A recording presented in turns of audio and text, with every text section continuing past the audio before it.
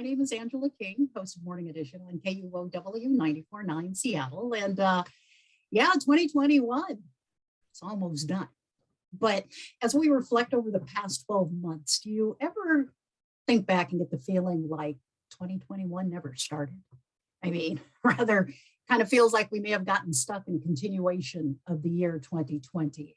Think about it. 2020 was a year that started off with a second presidential impeachment, really introduced us to COVID and face masks, renewed cries for racial and social justice. And for those who were lucky enough to work from home, folks got kind of used to dressing nicely from the waist up, pajama pants allowed on the bottom. Well, it's 2021, so let's compare some notes. We started off the year with an insurrection at the US Capitol. COVID introduced us to the names of Delta and Omicron. Disinformation festered, political divisions grew even deeper, and here we are once again gathering via Zoom. Meanwhile, homelessness is still one of the big issues facing our region and our city. Another one, climate concerns. I mean, just think about it. We had record droughts this year, and who can forget January 28th, the searing 108-degree heat we all experienced, or at the very least heard about. But you know what? We are reemerging. We're pulling out the old work clothes, dusting off the iron, remembering how to crease pants and all of those good things. Restaurants and sports stadiums are filling up once again. Traffic's back.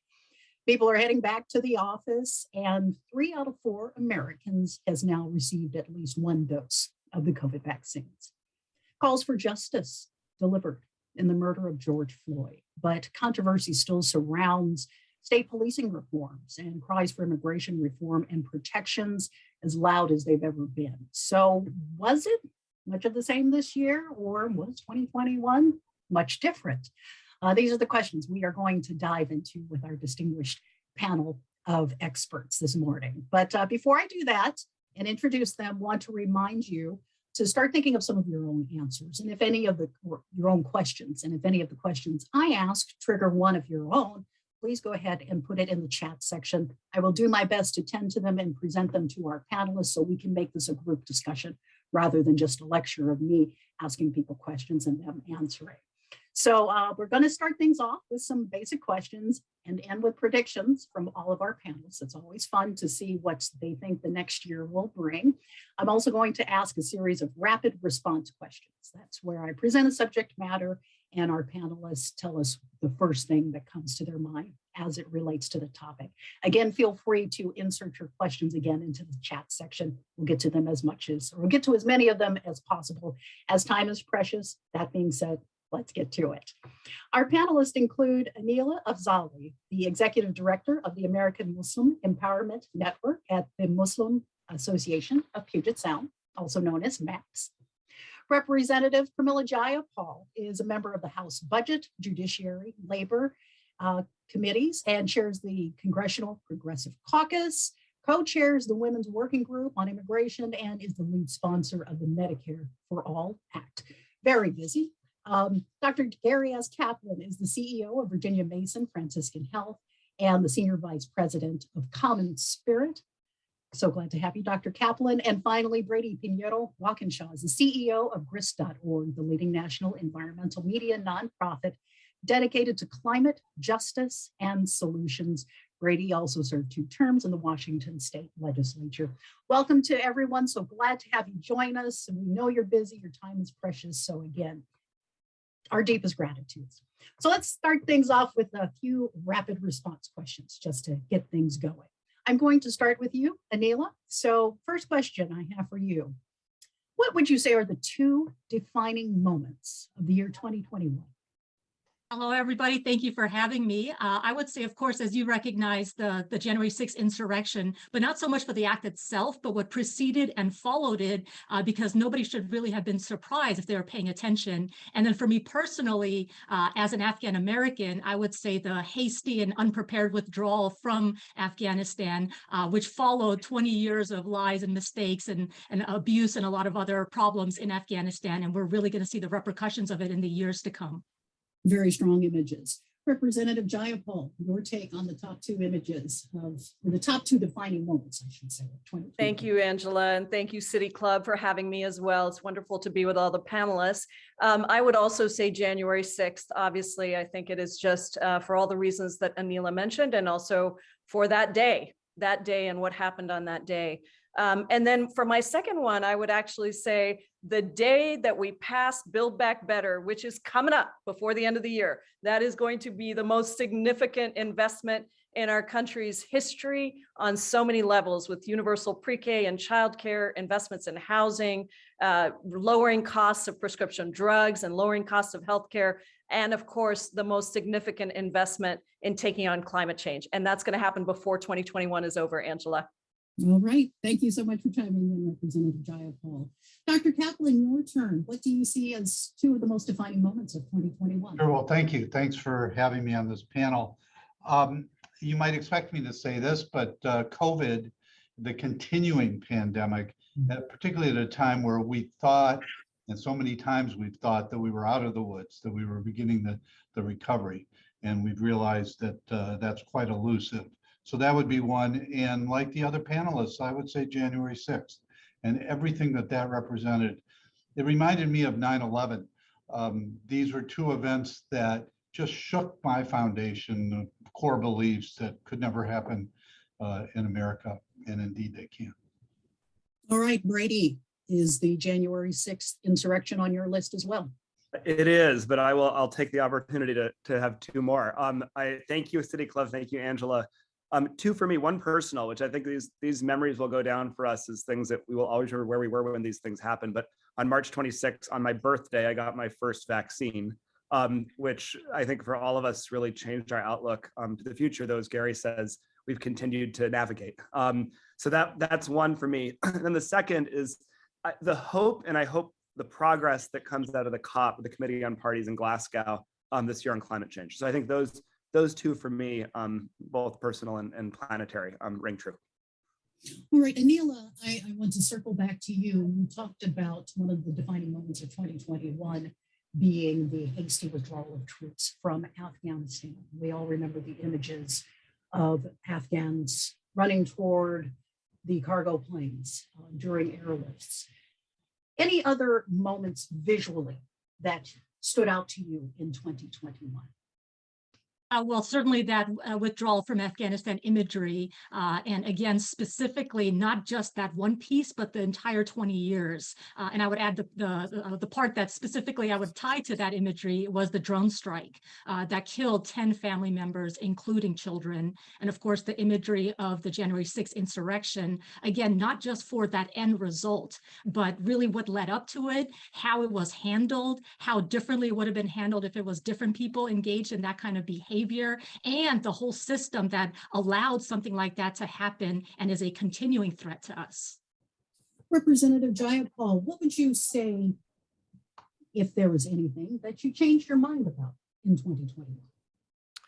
Well, I was hoping I was going to get the imagery question because I wanted to say Kamala Harris and Joe Biden being elected, and particularly Kamala Harris and what she represented. But I think that in terms of changing my mind, I don't know that it's changing my mind, but I would say that my opinion of Joe Biden as president is really phenomenal. And I don't think it's on everything. And I would point to some foreign policy pieces in particular that I think we have not made the kind of progress I was hoping for. But I have not seen a president use his elected platform on domestic policy issues to really move the country in a different direction. And that is from everything from how we think about taxes and taxing the wealthy to really what it means to invest in paid leave and childcare. That kind of push from the president, which is a very progressive agenda, but it is a mainstream agenda coming from the president of the United States, has really been remarkable. And my relationship with the president, progressives' relationship with the president, the ways in which we've worked together, not only on legislation like Build Back Better, but also in terms of who he's appointed into key positions in antitrust, in education, the work that he's done on racial equity.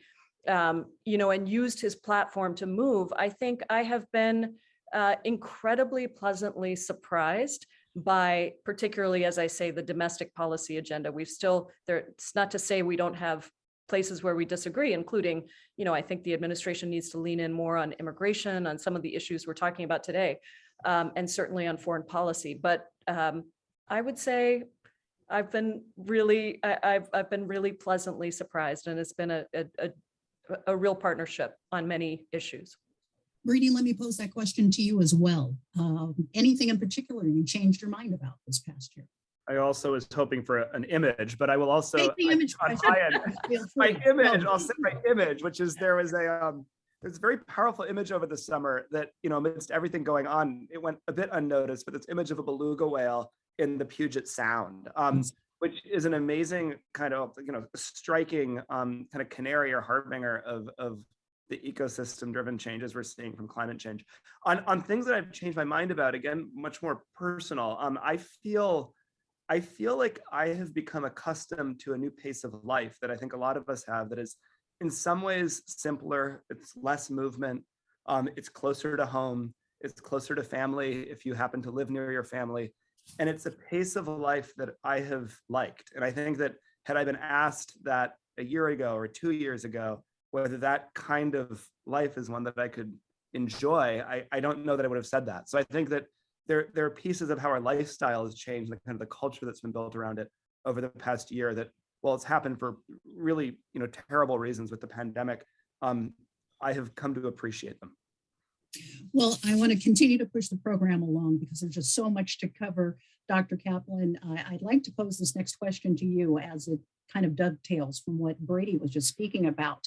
A lot of us got used to a different pace of life as we have over the past couple of years resulting from the pandemic.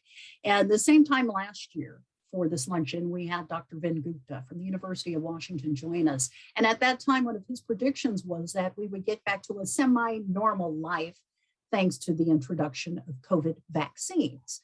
2021, though, also introduced us to a number of variants.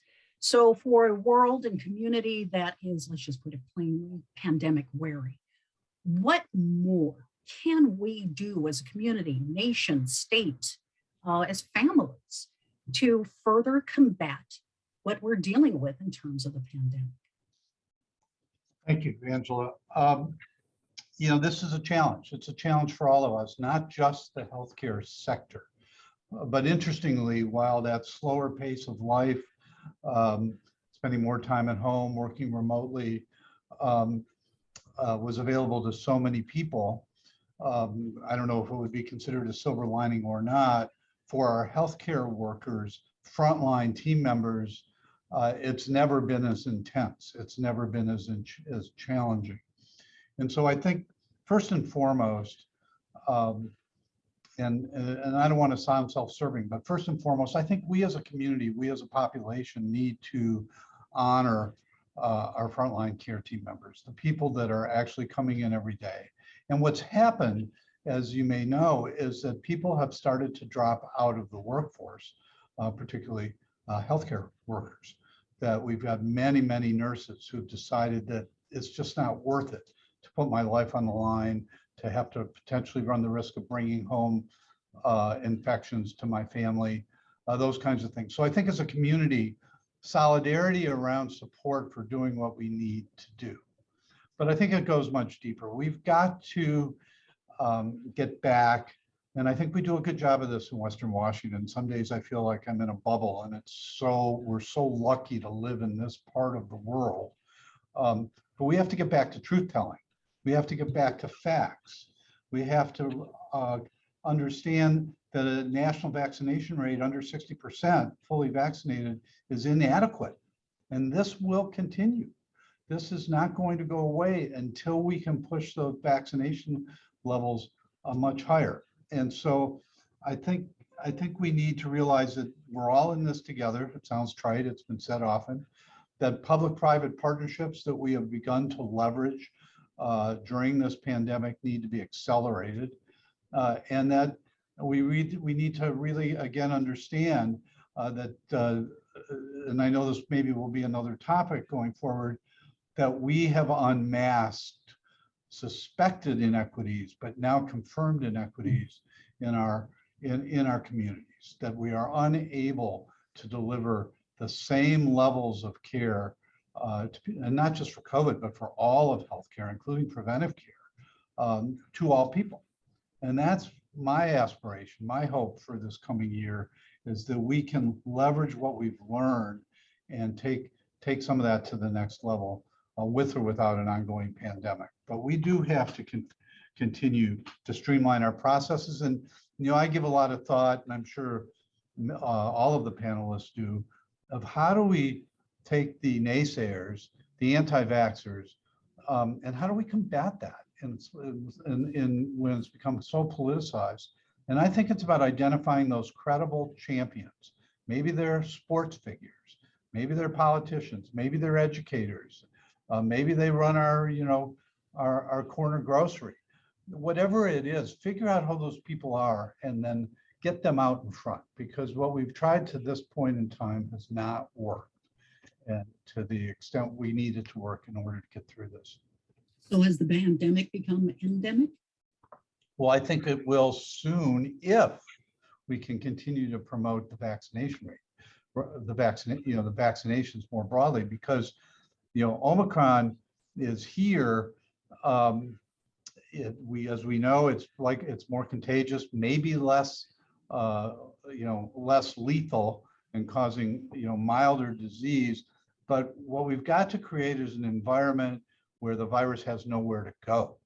And then it becomes endemic, then it becomes more seasonal, then it becomes much like influenza. And parenthetically, another one of those silver linings, we are seeing very low influenza rates. Now, why is that? Is that because the influenza virus has been crowded out by other viruses? Is it because of widespread masking behavior, social distancing? I think it's going to be very interesting to study this going forward. But I think that's what we hope for with COVID, with coronavirus as we go forward. Well, Dr. Kaplan, you brought up a key point that segues into my next question for Representative Jayapal. Masks, vaccines have been politicized, something we even witnessed among our nation's leaders on January 6th, as members of Congress took cover as a mob attacked the Capitol, and as our representatives in close quarters gathered, some refused to wear masks.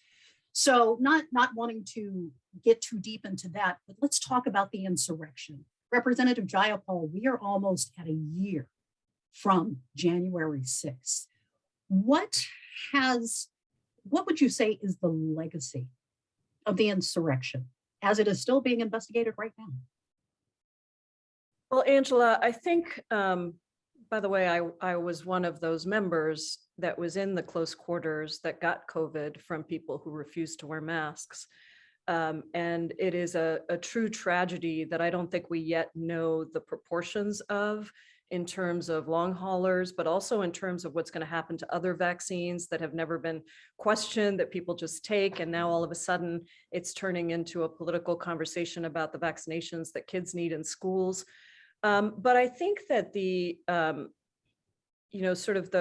what January 6th revealed and what will stay with us for a long time on the worst attack, the worst assault on the Capitol since the War of 1812, is that democracy is incredibly fragile. I think that we in the United States took it for granted. We didn't really think that something like this could happen. We ignored the effects of, I hope we have a chance to talk about this later, but of social media and disinformation and the monetization of private data for profit rather than for truth. And that is a lot of what is also fueling the anti-vaxxers. It's fueling the disinformation about January 6th. It fueled the big lie leading up to January 6th. And so I think that there are many issues that have been laid out clearly for us to address, including disinformation, including truth. And, we talk about facts on COVID.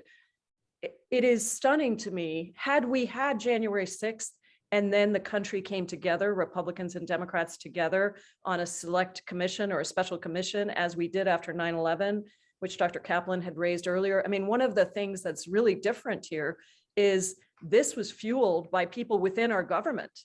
And it is continuing to be fueled by people within our government.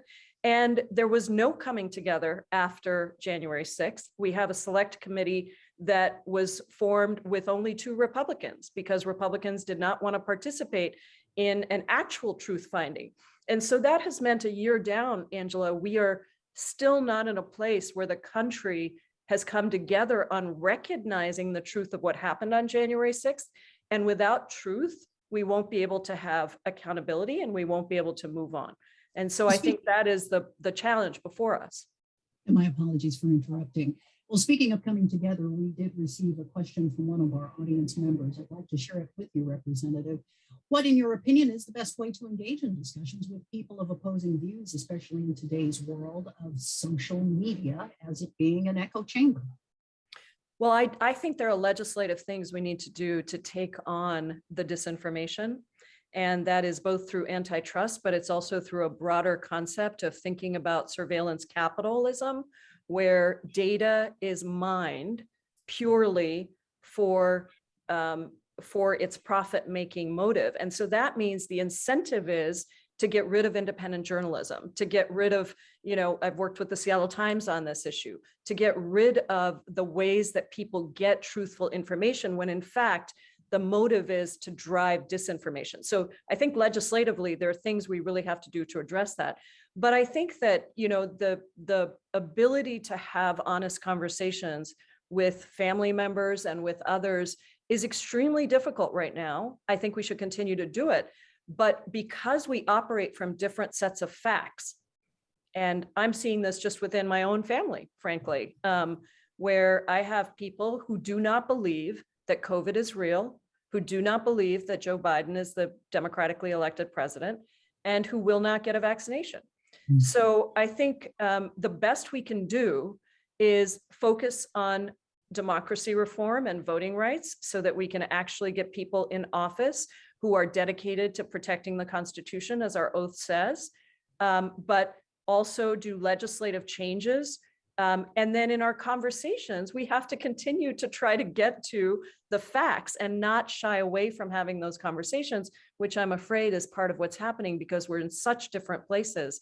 But we need to continue to try, and we need to use those influencers, as Dr. Kaplan was saying, that have particular credibility with certain populations.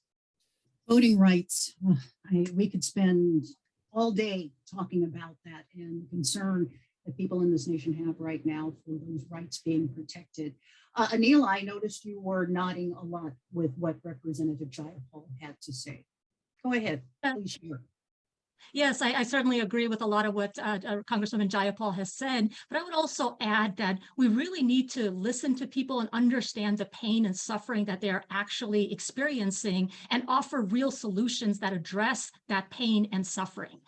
Sometimes there are people who will take the understandable anger or pain or frustration and really direct it or scapegoat it at different marginalized communities, whether immigrants, Muslims, people of color generally, and we see that happening. That's a story. It's the wrong story, I believe. It's a direct process of scapegoating that people profit off of. But we need to be able to understand that there are people, American people are suffering with their wages being stagnant. They're suffering with sort of corporate profits and sort of the 1% getting richer, even through a pandemic. We see big banks becoming bigger. We see big pharma becoming bigger. And we have these real problems, and the amount of money that's in our political system allows for essentially legalized bribery or corruption at times. And those are some legitimate grievances that the American people have, and we need to offer real solutions to that. That includes taking money out of politics, out of our political system, really overturning Citizens United, for instance, that treats corporations as people. That includes things like the $15 minimum wage. Thank you, Congresswoman Jayapal, for your work on that, and Medicare for all, doing things that everyday Americans can actually benefit from, like abolishing student debt. These are the kinds of things that we need to properly message to as actually serving and benefiting the American people, because people will sort of hate people that they don't know, and if they're constantly being drilled with a message that these are the people responsible for your problems. So we really need to build on the messaging that's needed, but also deliver on the real policies, the real solutions that can help create change. And it's not enough to just say, oh, they hate us, or they are this way or that way, or use various labels like racist, Islamophobe, or anything else, but really to get at the real issues and the systemic changes that we need in our country to bring us together. And if you look throughout history, we have examples of this. FDR's example is a wonderful one. When he was able to deliver what the American people actually need, he was winning. He won 4 terms. We had 80% of the Senate that were Democrats supporting that, 80% of the House in the same position. So if you're able to give the American people what they want, rather than falling into sort of the partisan view that they're never going to change, or they're just racist, or they're just this way or that way, we can potentially see real change. And that's what I would want to see. And I would just add also to Dr. Kaplan on his comments about what we can do about sort of the situation with the pandemic. I would say, make sure we have free available testing to every household in America. It should be available at your grocery store, at your drugstore. Testing is critical right now, and ensuring our supply of PPE and medical equipments, and also making sure that we take action to allow poorer nations to also get access to the vaccine, not just through the charity of organizations or corporations or countries, but actually allowing them to build their own through removal of sort of the vaccine patents, to allow different countries to develop this, because the pandemic is something that does not have borders. It will affect all of us unless we can do what Dr. Kaplan said, is to limit it and remove it. But we really need everybody on board, and using sort of trusted messengers for different communities that are vaccine hesitant is very critical as well. Aneelah, I like the fact that you talked about borders. That helps us get into the next area of discussion here. And Brady, this is your wheelhouse right here. We talked about COVID disinformation. We've talked about biases and of course concerns for immigration.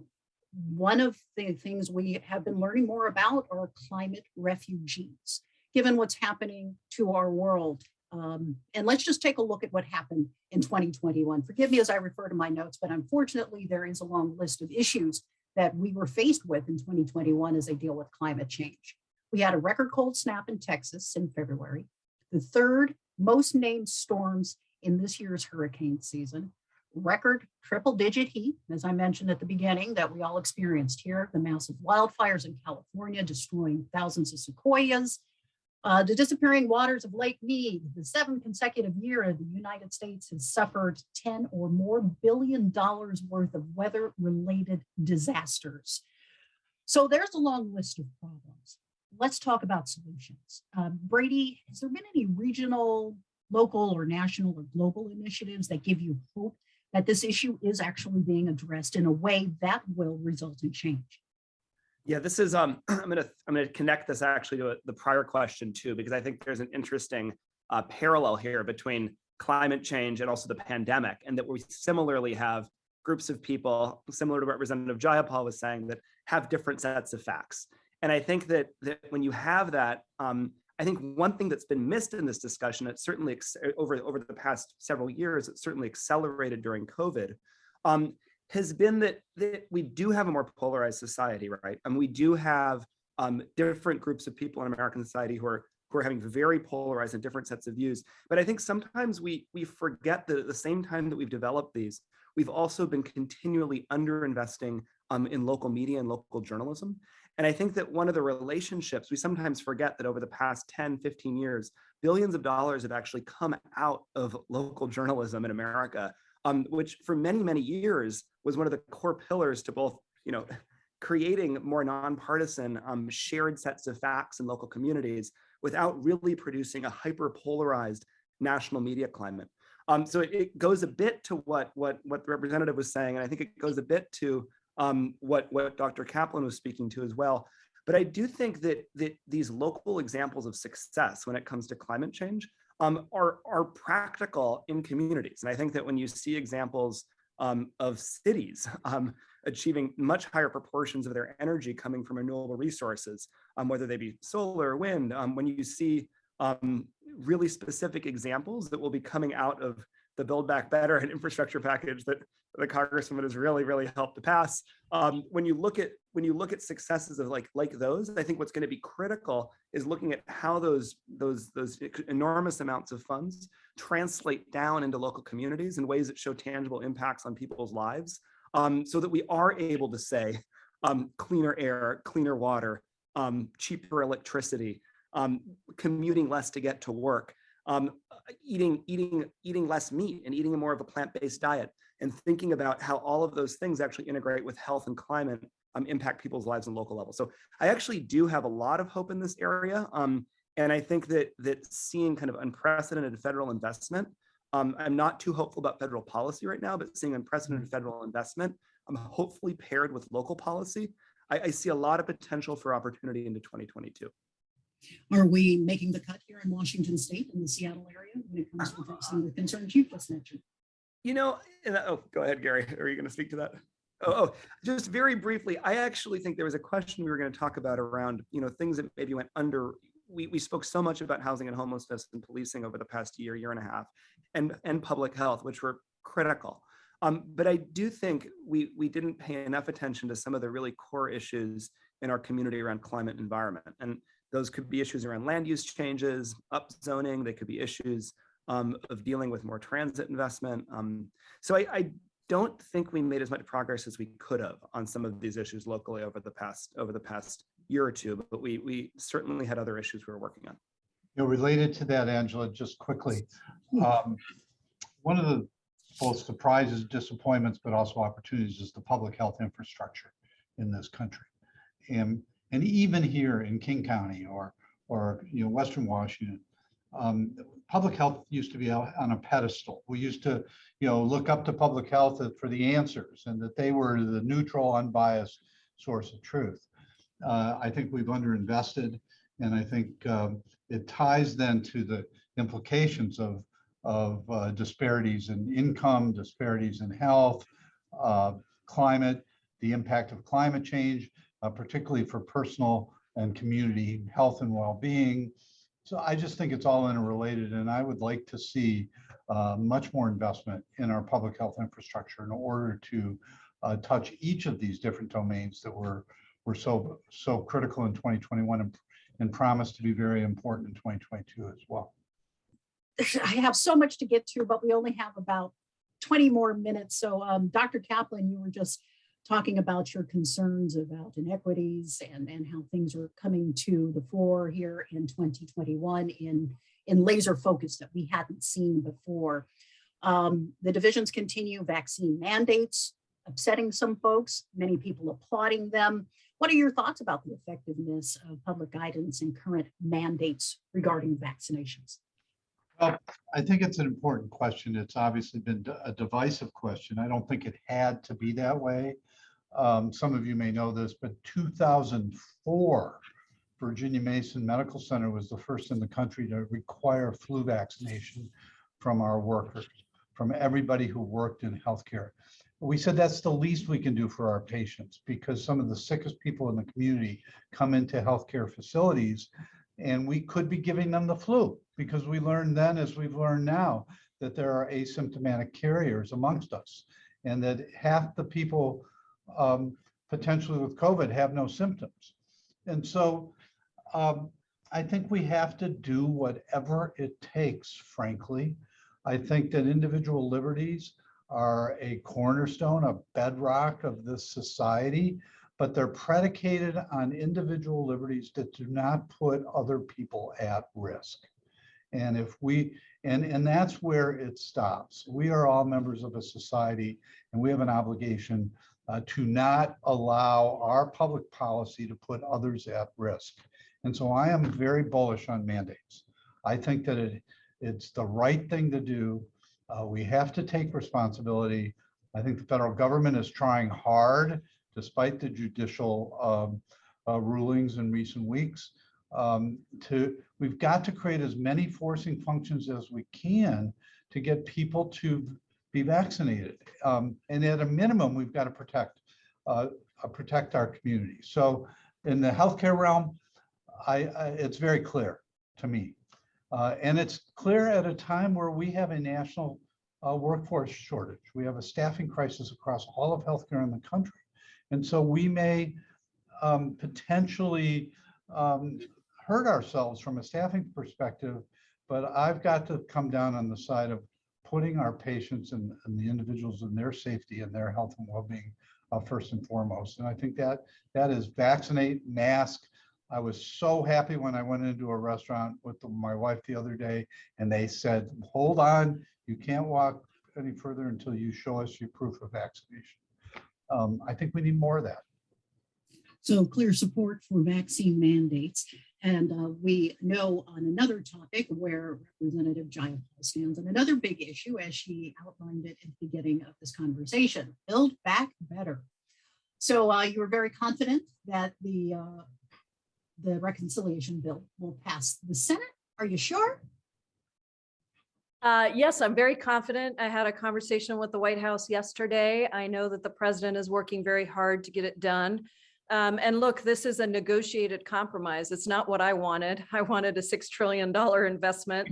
And actually, Dr. Kaplan, it would have had a big investment in the public health workforce, which is something that as co-chair of the Biden-Sanders Unity Task Force last year, we put into our agreement of what was necessary for the country, as well as vaccine preparedness at a much different level than what we have right now in the Build Back Better Act. That said, it was a negotiated compromise. We had 96% of the caucus, the Democratic caucus, on board with the bigger plan, but we didn't have 100%, and we have very slim margins. So it's the reality of politics. We got it through the House after holding the line. I'm very proud of the Progressive Caucus. We would not be where we are today with Build Back Better were it not for that. But all of that to say that the vast majority of the bill that we passed in the House was pre-negotiated, including with two members of the Senate that had been holdouts until then, had some concerns. We need their votes. And so I feel good that we are going to get it done before the end of the year. And look, it goes to Aneelah's point at the one of her points that she made earlier, which is we need to get this done because families are suffering. We need to recognize that pain. Build Back Better will lower costs for families. It will, for the first time, we will be able to cap insulin costs at $35. And that is phenomenal, where people won't have to pay hundreds of dollars for their insulin treatments or drive across the border to Canada to get them. We will provide universal pre-K for 3- and 4-year-olds across the country, every single 3- and 4-year-old. We will provide childcare where no family will have to pay more than 7% of their income for childcare costs. In Seattle today, the average teacher is earning $68,000 a year. And so 2 teachers on $68,000 are also paying about $24,000 per child for childcare. It is unsustainable to say that we need people to get back to work. And you look at the healthcare industry, a lot of women in the healthcare industry, and they can't afford to go to work. So yeah, there are a lot of people that are leaving, both because of the trauma and because of the lack of ability to get childcare and to get these things for their families. But also our investments in climate. And I just want to say, to Brady's point, a lot of this will depend on getting the money out to localities that can then do really phenomenal things. But we do have, for example, $1 billion for replacing existing culverts. We do have money specifically for Puget Sound restoration, just for Puget Sound restoration. We do have money for a civilian climate corps that will create 300,000 new jobs at $15 an hour, really transformational programs. And I think that the ability that we have to show people that government's got your back and to talk about it And to, going back to like the WPA signs that you used to have on highways, like provided to you by your federal government and your taxpayer dollars, we need to have those at childcare centers. We need to have schools where we're going to take lead out of have them at, when people are going across, whatever it is that we're investing in, we really need to be able to let people know what it is that government is doing and why it is so important. And there were a couple of dropouts there, Representative Jayapal, but I think we got the gist of what you said. We have so many questions from the audience, only 10 minutes left. And one topic that we kind of glossed over, really not talked much about, is immigration. And Aneelah, I would like to pose this question to you. 2021, we think about what we've seen on the Texas border. We saw what happened in Afghanistan.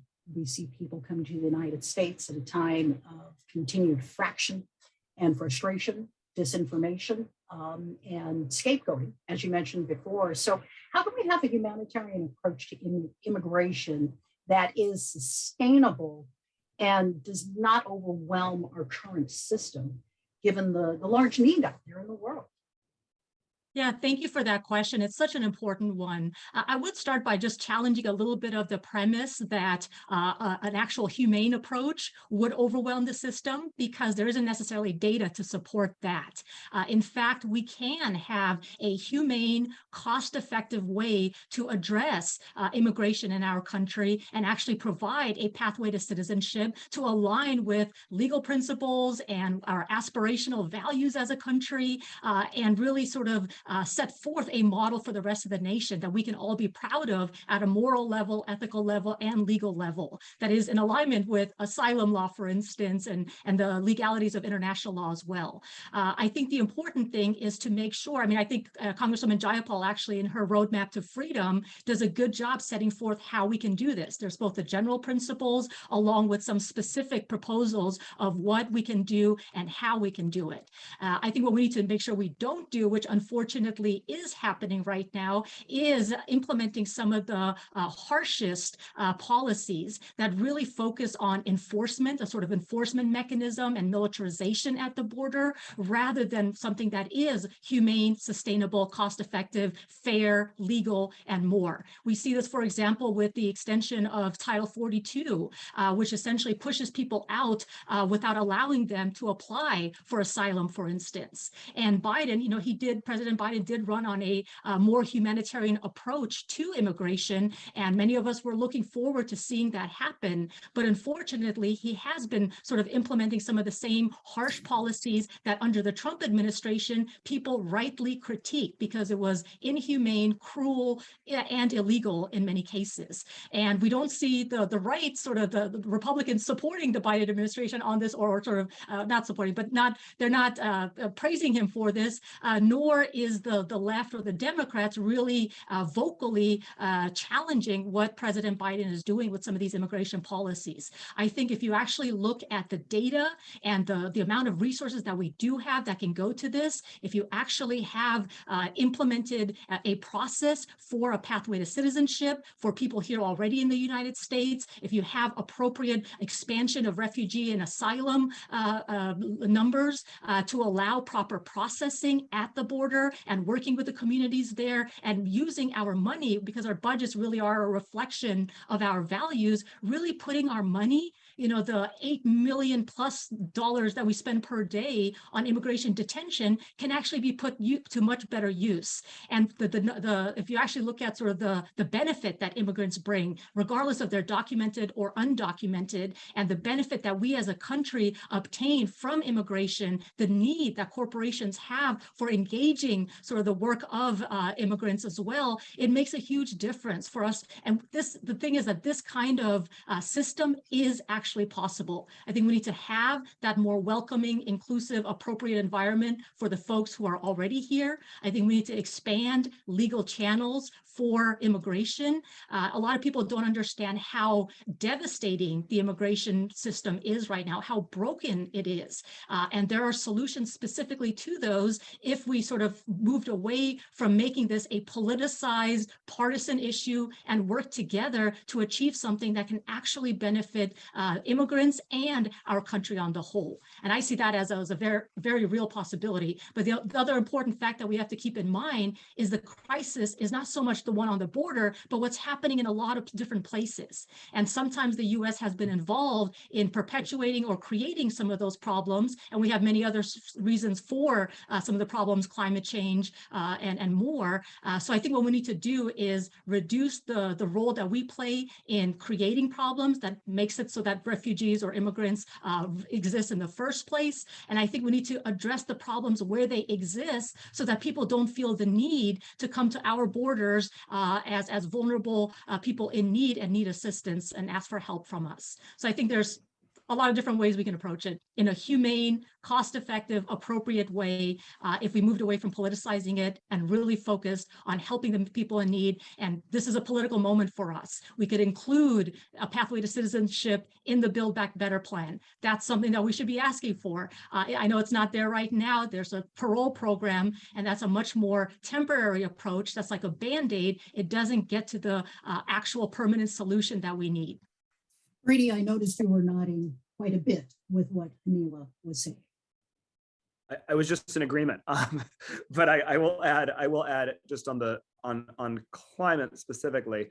I do think that I agree with kind of the critiques of some of the immigration agenda federally, and I also think that we are just going to see, more, particularly from Central America and from Mexico. I think more and more kind of forced southern border migration that is coming from a combination of things, partly governance instability, but I think much of it is actually driven by issues related to climate change, whether it's food insecurity, whether it's increased natural disasters, and I just think these pressures are going to mount, and I think we'll see more of it in 2022. And I think Representative Jayapal is dealing very closely with the sorts of political complexity of this for the president. Well, I just want to.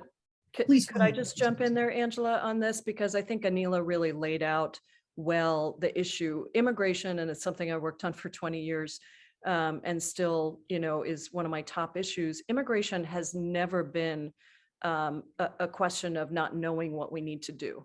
We have known what we need to do for a very long time. We just have refused to do it because of the so-called politics. And I would say it's a wrong read of the politics. If you look at attitudes of Americans to immigrants over time, we have been and still are in a very good place in terms of how the general population sees immigration and immigrants. The vast majority of people want a pathway to citizenship. They want more legal ways to bring asylees and refugees into the country. They want us to be a compassionate and humane society. That is true of Republicans and independents and Democrats. The problem is that immigrants are political football, and we are constantly used in that way. And one small issue will be magnified, and border is one example. The problem at the border is not that we need more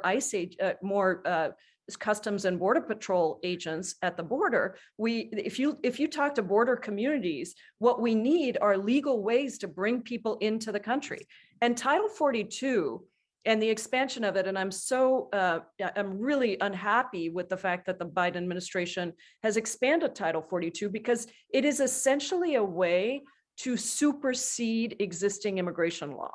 That's what it is. It's essentially saying we're not going to pay attention to existing immigration law. We're going to expand Title 42 to include all these reasons why existing immigration law should not be used. And so I think that we have a problem of people and Democrats. I've been critical of Democrats since I was an activist, and I still am today, because we are so quick to run away from immigration instead of leaning into it and taking on whatever politicized viewpoint there is of immigrants and immigration. We know exactly how to fix it. My roadmap to freedom has that in it. We have enormous pieces of legislation. In fact, the Biden administration did put forward a very good immigration reform bill. And the only thing I would say on what we've been able to accomplish and Build Back Better, if we can get it through, is that the parole system will allow for about 3 million people to get a pathway to citizenship. So it'll cover about 7 million people, and about 3 million of those will be able to get a pathway to citizenship. So it isn't the 12 million that we should be doing, where Aneelah is absolutely right. We didn't have the votes. And that is Democratic votes I'm talking about. So I am frustrated by the fact that we have not seen the movement on immigration that we should be seeing. I am frustrated by the fact that we have pollsters that try to tell us that we should not talk about immigration. And frankly, some of the same things apply on race more broadly, and how we can lean into discussions of race and racial justice so that we redefine the conversation instead of following some pollster who tells us we should be afraid of these things. Fair points. Representative Jayapal, thank you so much for that. We are up against the clock. So many questions from our audience, and thank you everyone for chiming in. My apologies is that we were not able to get to all of them, but we had questions about policing reform, questions about redistricting. So much has happened in 2021. So let's look forward very quickly to 2022 in 30 seconds or fewer. Your predictions for 2022. Dr. Kaplan, let me start with you. What are you expecting in 2022? Well, I'm hopeful. I'm hopeful that we will see increasing vaccination. We'll see continued investment, as Congresswoman Jayapal has said, in public health infrastructure, and we'll begin to have more dialogue. I feel like we need and one of the things I'm impressed by this panel, we need to be out there and optimistic. We need to lead from in front, not from behind. And I think we have a tremendous unprecedented opportunity. Sometimes the naysayers and the people that are not truth tellers, they just highlight the opportunities for us. So let's take advantage of the opportunities moving forward and shape and be shapers, be hammers, not nails, as we approach 2022. Brady, your predictions for 2022. I think that there's these three issues that we touched on. One is kind of democracy. The second to me is health. And the third to me is climate. And each one of those are ones where I feel like America has these two sets of facts behind each of those. And my hope for 2022 is that we can start to bridge some of those. And I really hope that some of that comes through addressing what I see as a real crisis in local journalism and in local media, and in the impact that has on our democracy. So that's a hope that I have for this next year. And I too am optimistic. I think especially if we're able to take some of these really extraordinary public investments from the federal government and think about how that becomes normalized and shifts the window of, the Overton window to make some of those part of our daily lives. And I think that the Congresswoman has been really important in advancing a lot of it. And I think that some of the work that Dr. Kaplan has spoken to, I think is really important at the local level. So. Your name has been invoked, Representative Jayapal. Your one prediction for 2022 in about 30 seconds if possible. Democrats expand our majorities in the House and the Senate, and we deliver a stinging rebuke to the Republican big lie. All right. Plainly put. Aneelah, your prediction for 2022. Wish I was as optimistic about the politics as Congresswoman Jayapal, but I would say my boldest prediction would be the Seahawks winning the Super Bowl, but I know that's not realistic either. What I would say is really the movements continuing, our movements continuing to build the coalitions that many have already started and that we're engaged in. It's been beautiful, and the youth leadership that we're seeing really gives me hope, along with, of course, my faith. I believe history also gives us hope because we see constant pushback to progress, and I want us to be able to move forward and make huge progress and achieve many of the actual results that the American people desperately deserve. All right, well, not too pessimistic a prediction. Thank you so much to our panelists this afternoon. It's been a wonderful discussion. Again, so much more to talk about. Hopefully we will be able to gather again in 2022 and reflect on, see how close your predictions have been for the upcoming year.